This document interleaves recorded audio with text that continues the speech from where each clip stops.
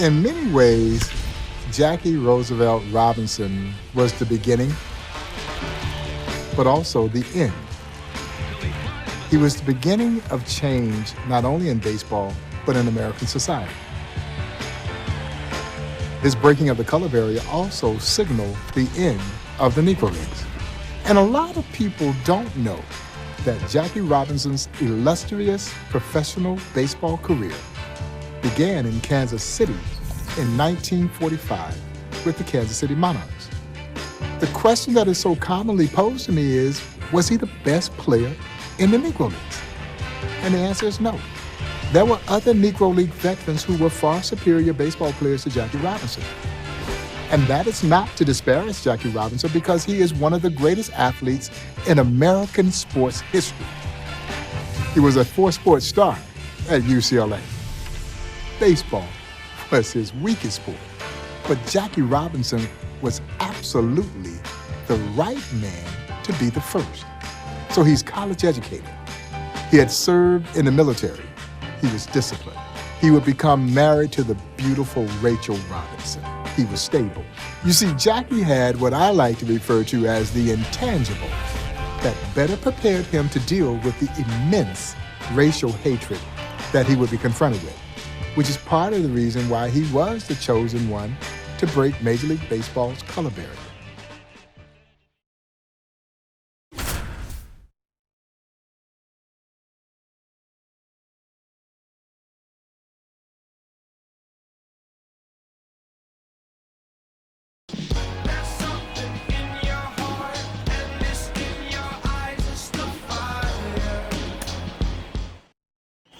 Jackie Robinson steps in for the first time as a member of the Kansas City Monarchs. The pitch. And there's a foul ball. Jackie Robinson had so much inner strength to endure the burden of being the first to cross the Major League Baseball color line. The pitch. Ball.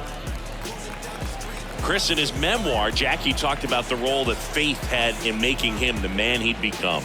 Yeah, he was teaching Sunday school every week at his church while being a four-sport athlete at UCLA. And his reverend from childhood became a mentor and longtime friend to him. It was a major touchstone in his life.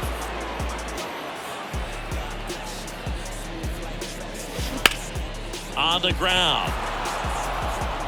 Tosses across to first. They get the out on Robinson. Those first couple of years in Major League Baseball before Jackie was allowed to fight back, his self-restraint was just incredible given what he went through. And on top of that, he was clearly one of the best players in the league on the field. No trouble here, puts it away for the out. And there's two down. Check on the runner. Sutton back in standing.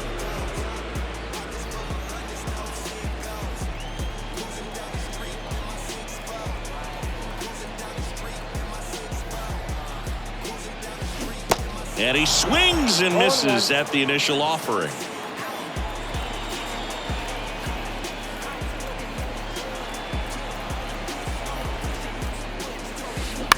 Up the middle, Murray flips it behind his back. And that's the second out of the inning on the force play.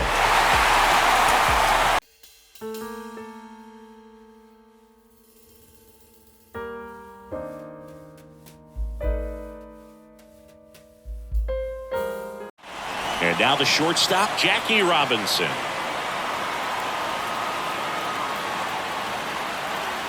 And here it comes. Shoots a line drive single into right center. Now a long throw home. It's off the mark and he scores. And it's 1-0.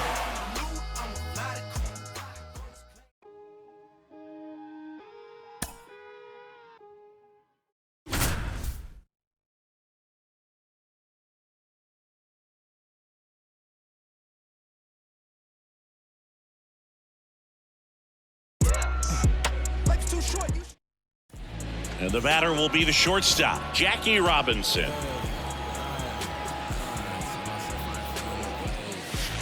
First pitch, and that's in for a strike. You know, Singy, Jackie was a tremendous athlete, but he wasn't the only one in his family. That one missed. In 1936 at the Berlin Olympic Games, Jesse Owens won the gold medal in the 200-meter dash in one of the most iconic moments in Olympic history. You know who finished second? Mac Robinson, Jackie's older brother. Yeah, and he did that with a heart condition that he'd had since childhood. Also won a bunch of collegiate titles at the University of Oregon. First pitch, and he just misses. When Jackie went to Pasadena Junior College before his UCLA years, he actually wound up breaking the broad jump record that Mac had set while he was a student athlete there. 2-0 the count. Here it comes. Line drive, base hit. Well, they call that an advantage count for a reason. You're so much more likely to get something you can handle. You'll often hear the phrase short to it, long through it, and that's a great example of it right there. Got the barrel in the hitting zone early, squared it up with the well-timed swing, and came away with a beautiful line drive into center field. Swing and a ball lifted left field. Flashes the leather on the run and catch. And that quickly 2 away.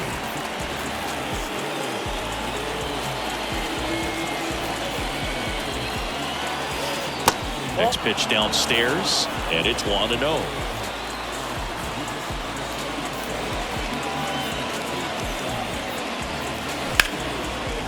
Lace down the line, and now maybe extra bases. And now the tying run is into scoring position.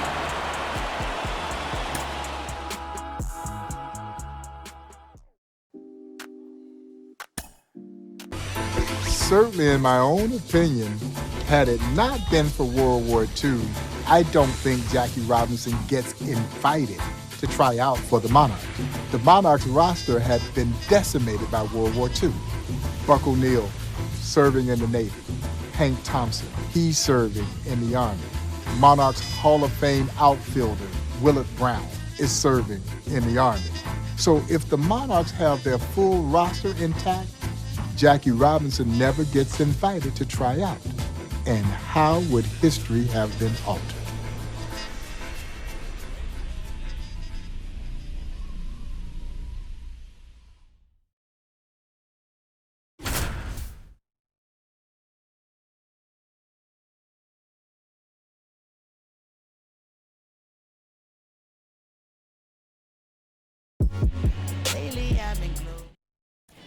Here's a speed threat, Jackie Robinson.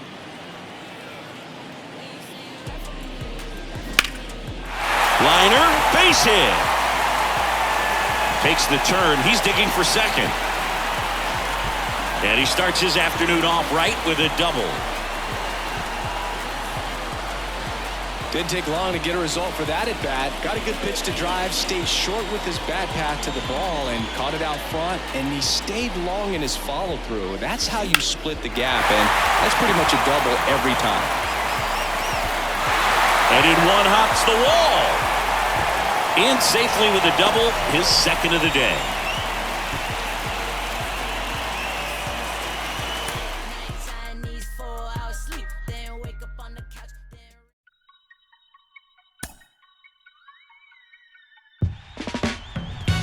Jackie Robinson would make his Kansas City Monarch debut on May 6, 1945.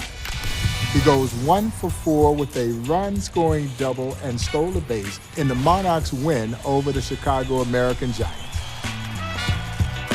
He's often right. He would put together a stellar 1945 season with the Monarchs, one worthy of him being invited to play in the East-West All-Star Game. Of course, by the end of that 1945 season, Jackie had disappeared. He was plucked away by the Brooklyn Dodgers.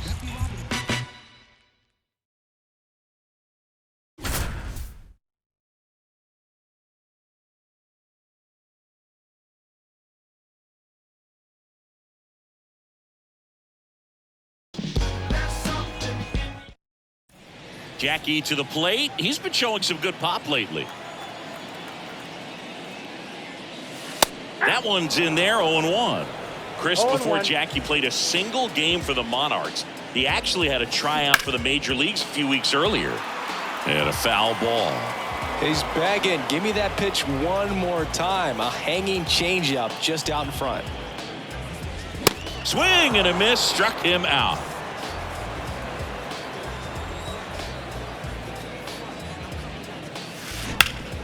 Hard grounder into the outfield for a knock. Went up there looking to be aggressive and got something he could handle. Once you get the ball by the pitcher, there's a lot of base hits up the middle, even on ground balls. So a nice job to use that big hole and get himself a hit. Ball one, no strike.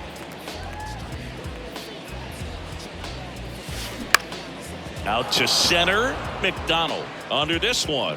Makes the grab. 2 down. Jackie went with Sam Jethro and Marvin Williams, both outstanding hitters, to try out for the Boston Red Sox at Fenway Park. But really, it was more for show than anything else. The Red Sox ended up not integrating until 1959 with Pumpsie Green. The pitch. And first offering is fouled off.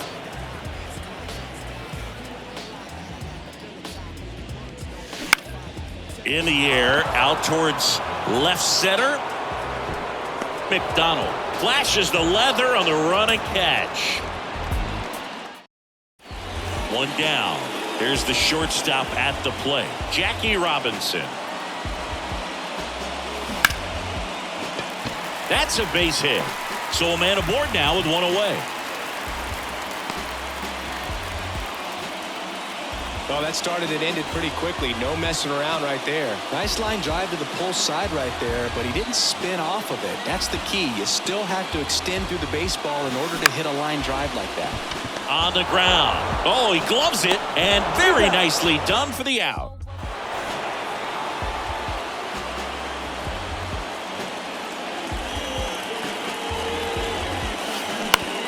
To the right side, Taylor handles the chance, tosses to first, there for the out. Runner scores from third.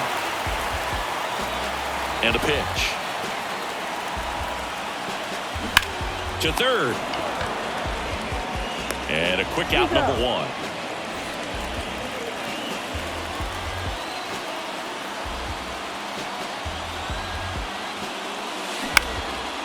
In the air to left center. McDonald pulls it in on the run.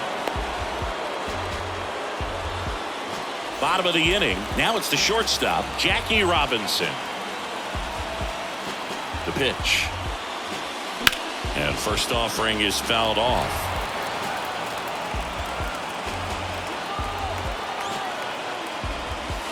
The next pitch misses, and it's a ball and a strike.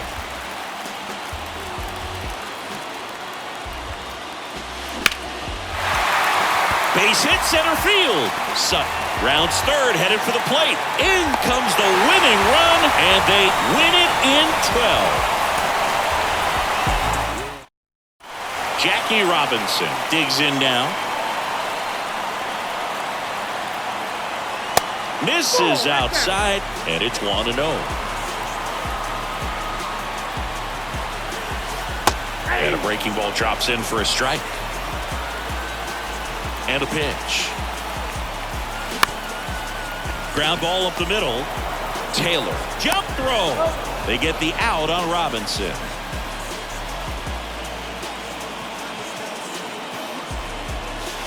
And that's in there for strike 1.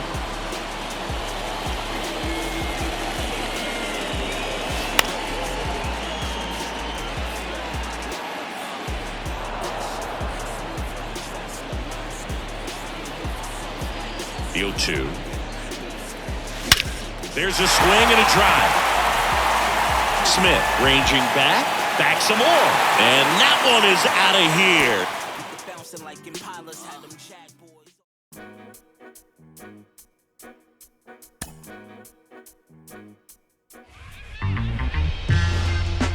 Jackie did not like his time in the Negro Leagues. And it wasn't because he didn't have great respect for the talent that was there in the Negro Leagues. Jackie Robinson hated the fact that he had to play in a Negro League. Jackie's mindset was that if I have the talent, I should be able to play in whatever league is available to me. And Jim Crow did not sit very well with Jackie Robinson. He was Los Angeles. He's California. So he wasn't accustomed to some of the things that the players in the Negro Leagues were having to endure. long bus rides, going into towns where you weren't sure where you could get something to eat or have a place to stay. So life in the Negro Leagues left a bit of a sour taste in Jackie Robinson's mouth.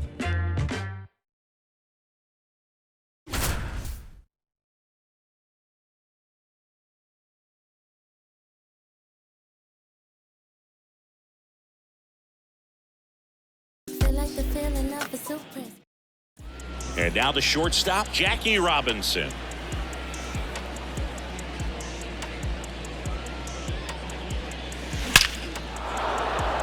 Lined, and that's a base hit. So they get a man aboard with a one-out single.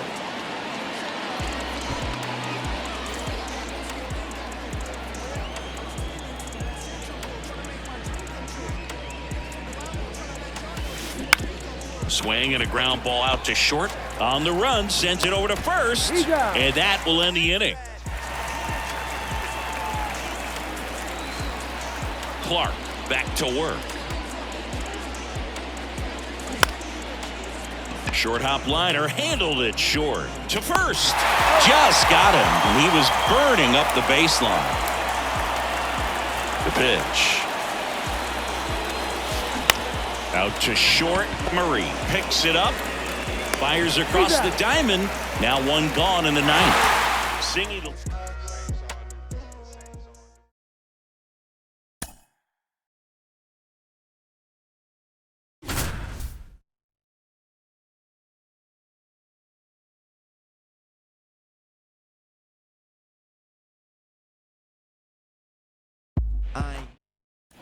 So digging in, Jackie Robinson.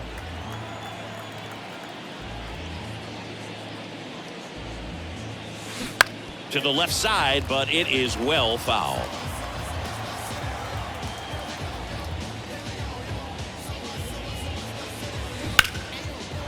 Ripped into left center, base hit.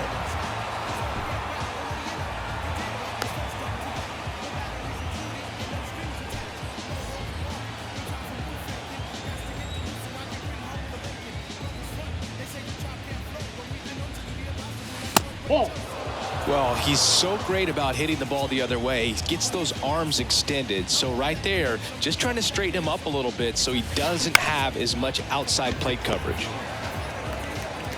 Throw off line. He's safe. And a nice job there to keep it from getting away. The pitch. On the ground to the left. Tosses to first. They get the out on Robinson.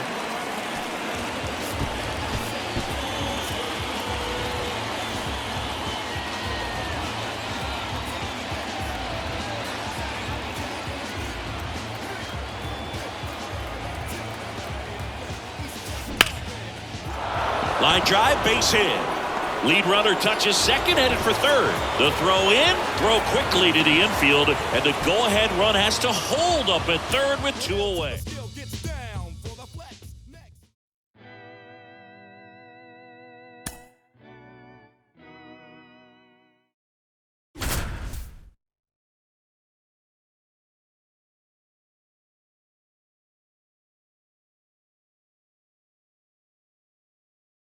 When you say you rap for me, rap for me.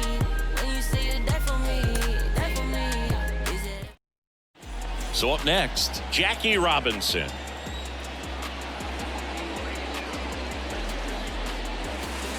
And the first pitch misses for ball one. We see Jackie with the Monarchs here, but a year later, 1946, he had to break the minor league color line in the International League with the Montreal Royals, and he proved he was more than good enough for the competition. He was all over that one. I could watch base hits like that one all day long, and so could every hitting coach in the league. Just a nice line drive into center field. Line drive, base hit.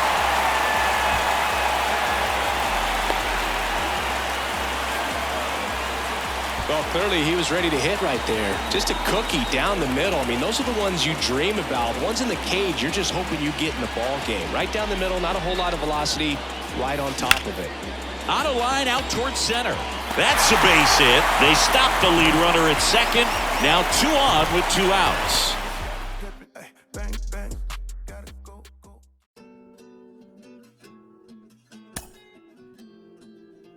In the Dodger half of the second, Jackie Robinson leads off.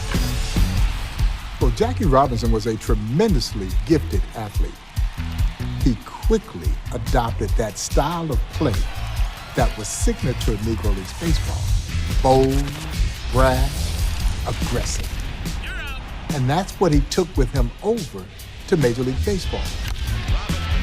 And he was driving Major League pitchers crazy by stealing bases and particularly his knack for stealing home.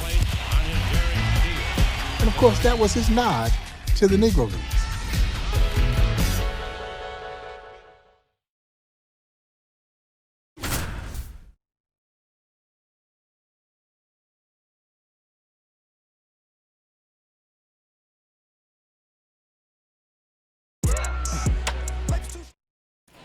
So digging in, Sutton.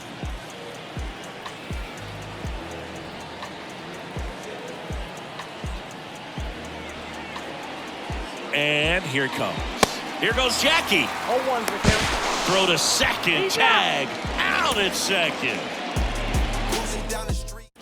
And now it's going to be Sutton.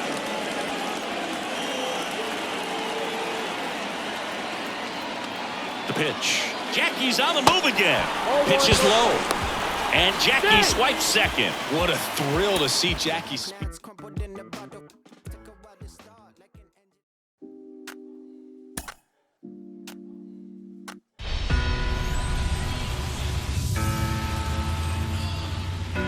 Jackie Robinson walks out on that field on April 15, 1947, and I draw the parallel of Jackie Robinson's breaking of the color barrier to carrying the same euphoria that we saw as a nation when Neil Armstrong landed on the moon.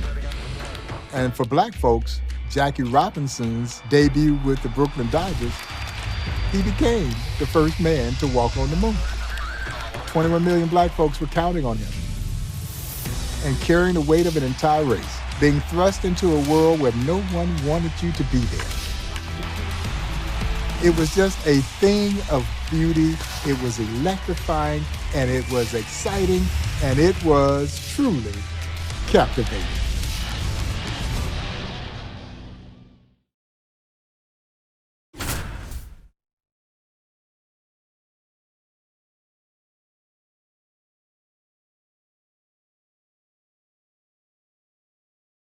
Just between me and you, just between me and you, just gotta see that, you just gotta see that. An iconic moment in baseball history.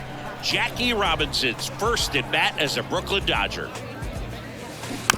And that one fouled off. Well, Jackie's debut for the Dodgers is one of the most significant events of the 20th century, period. It was bigger than sports. It was a turning point in American history. Into the outfield, base hit. So a man aboard now with one away.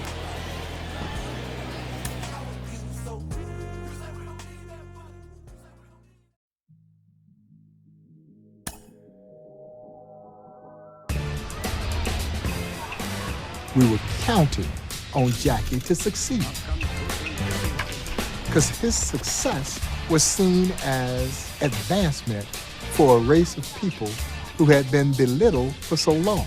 That is an enormous amount of pressure for any one man to have to bear. In a game that is predicated on failure, he can't fail. Who knows how long it would have been before another black man would have gotten the opportunity to play in the major leagues. Somehow, Jackie Robinson summoned the will to perform at an incredible level.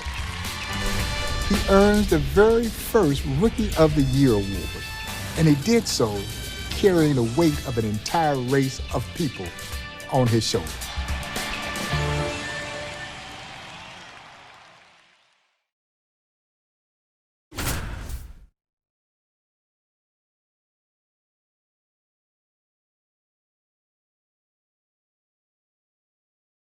Bang, bang, gotta go, go get it, lead right with it.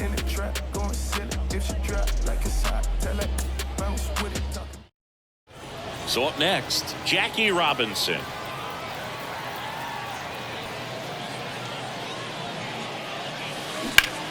Ripped to third and caught. If Jackie hadn't been as great as he was on the field, it could have set back the cause by years. But he was so good that he won the first ever Rookie of the Year award while leading the National League in stolen bases. Fittingly enough, now the Rookie of the Year award is named after Jackie Robinson.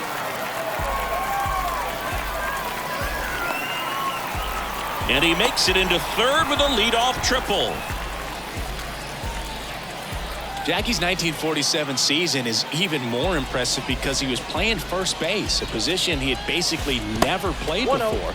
He learned the position in spring training, and he even finished 5th in the MVP race. And 2 years later, Jackie won the NL MVP award as a second baseman when he led the league in batting average and stolen bases. The wind of the pitch. That's the ball. 2 balls, 1 strike. Righty to the plate. Line drive. Pulls it down, and there's 2 gone.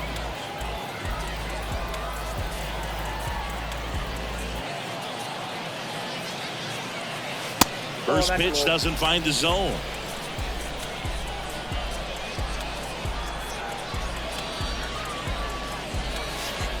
Next offering is in for a strike. 1 down, base is empty. Slice the other way. That's a base hit. Around first, heading for 2. They're still chasing it as he rounds second. Here comes Jackie flying around third. He will score, and it's a 1-run game. Stop that. Stop it, please.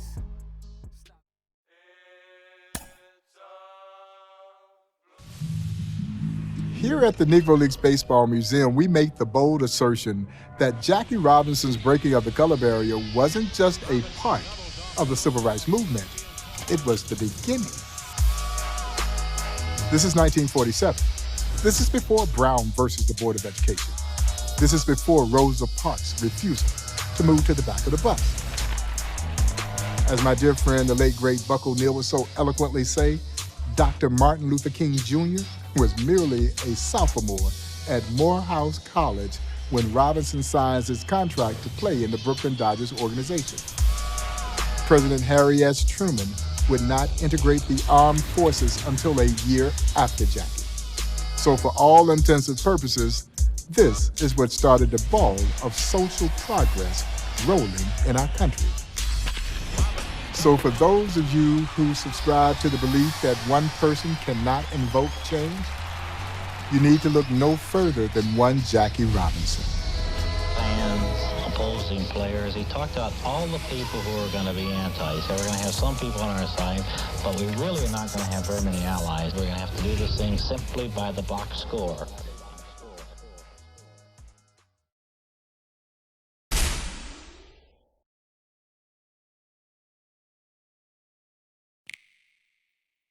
What?